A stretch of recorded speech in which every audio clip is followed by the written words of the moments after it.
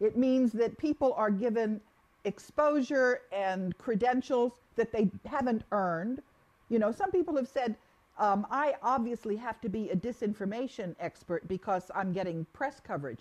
I can show you all of the effort that I took to get exposure and for people to vet my story. And that's there. I'm simply getting exposure. What do you say to those people who would call you a disinformation agent who has been putting out information to confuse people or to misdirect people, people that might even leave comments in the video section below and say, she's actually a World Bank agent provocateur. How do you address that question?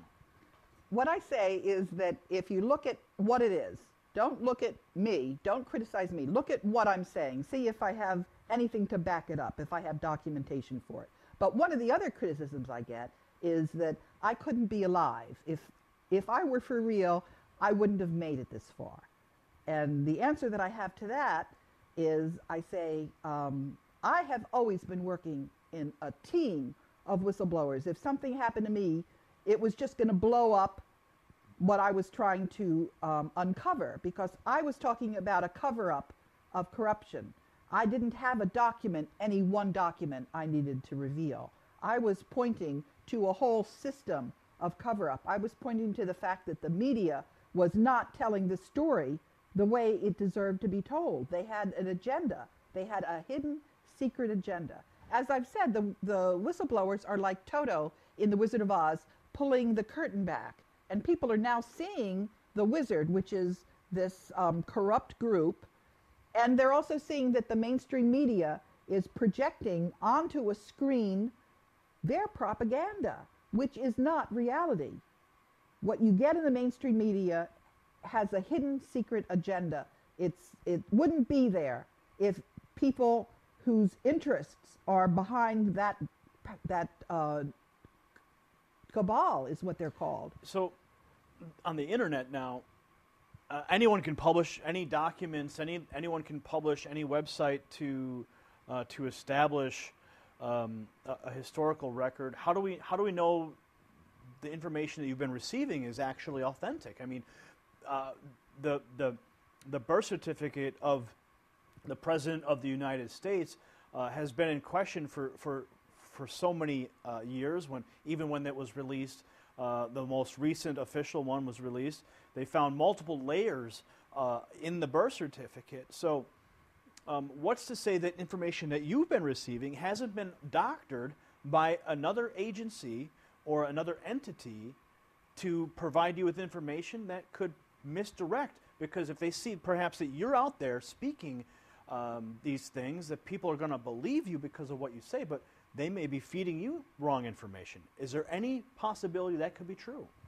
Well, as for the storyline that I have, I can give a very detailed chronology showing at any given stage what I was revealing, who I was revealing it to. It's very compelling. That's not something that can be doctored. That is absolutely, it's just, it's there for anybody to read.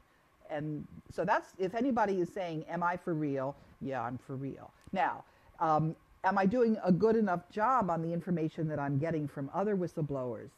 Sometimes I'm doing a lousy job. So I got snookered on a story about a planet that was Nibiru. I got really snookered. And what was really interesting there, I learned a lot, was I tried to correct the information. And every time I corrected the information, it was taken down from the internet. So I learned that you have to be really a little careful about information and vetting it. Well, certainly practicing discernment in everything we do is something that must be practiced, especially when we're handed documentation that can make certain claims, and of course vetting the documents themselves. So back to the topic at hand, and the global cabal of puppet masters who are pulling the strings of the international elite and the banksters. I had mentioned the Illuminati and the Masons, and I mentioned the Order of the Garter and these super secret organizations. But you take it all back to the Vatican. You take it all right back to those this species of people. If I could provide a little bit of historical perspective for a moment, when the Illuminati was supposedly disbanded, some people believe that it just didn't disappear. It went underground, and it simply spread itself out. Would you say that the same is happening with this species of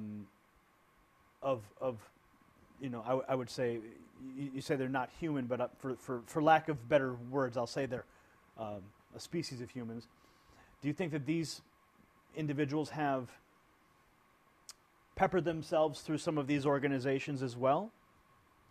What I know is... Or is it isolated simply to the Vatican? What I know is that when you get to be a 33rd degree Mason, and the Black Pope, and also the archaeologists, they all know that Moses was Akhenaten. And if you know that, then you know that Akhenaten had this huge skull, and his daughters had this huge skull. So I'm going to presume that they probably also know that there are individuals, and they're not humans. They do not have the same kind of DNA that we do. And I can tell you what I know about them. They're very mathematical. Their average intelligence is about 150. And they do not have creativity. They're not emotional. And the other thing is that in the process of working with all of these whistleblowers, I've learned a lot about the strengths of Homo sapiens, because we're not giving each other salaries, we're not giving each other honors, we're not giving each other anything other than additional hard work. But we also know who we're working for. We're working for all of humanity. So I have to ask this question, because some of the viewers who are watching right now are going, they're talking about another species with an elongated skull. You mentioned the high intelligence, the lack of creativity, and it's going to be hard for people to grasp that reality. And of course, everyone has to do their own homework to discover these things. But given your whistleblower status with the World Bank, do you think that by promoting or discussing these types of theories hurts your credibility and all in the minds of some of the people who may have first heard of you through the whistleblower status at the World Bank?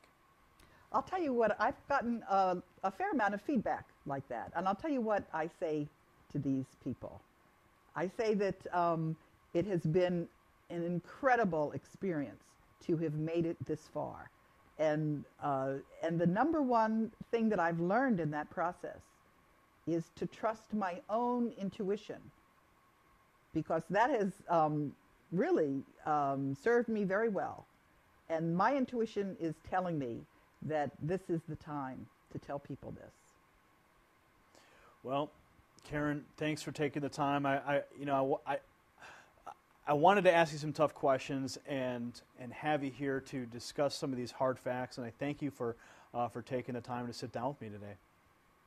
Thanks for having me. All right. Gary Franchi signing off for the Next News Network. That was Karen Hudes. She's a World Bank whistleblower. Karen, what's the website? My website is www.kahudes.net, but just Google me and you'll find all kinds of stuff. All right, you heard it here. Google Karen Hudes. You'll find out more. As always, research the facts for yourself. Discover. Discovery on your own is always going to be the best. And like Karen says, listen to your intuition.